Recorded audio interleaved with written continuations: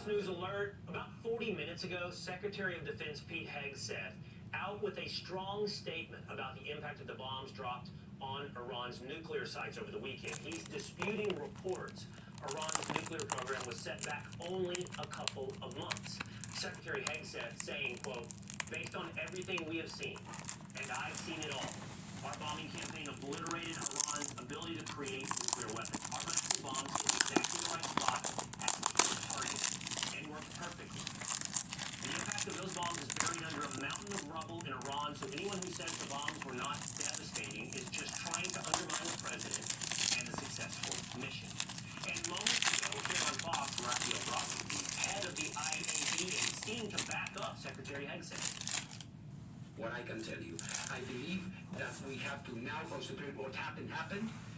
It's a new reality now.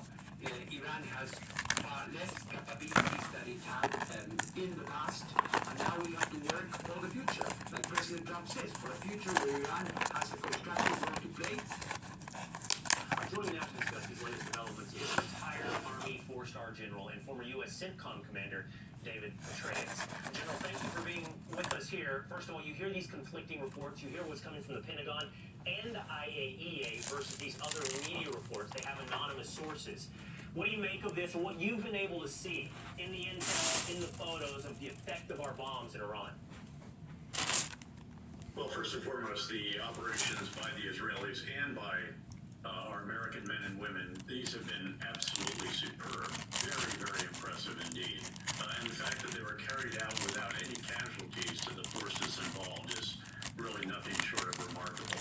There's no question that there has been very, very significant damage done to all of the known nuclear sites within Iran. And I suspect that this has indeed set the program back much, much more than many months. But the bomb damage assessment process does need to be complete to validate that, and that's a very challenging one, especially if a lot of the damage was done inside a mountain at Fordo, which is, of course, the most important enrichment site when it comes to enriching to the higher levels that were reached, over 60%, called highly enriched uranium, from which it's pretty quick to go to weapons grade, and of course that was one of the real concerns here.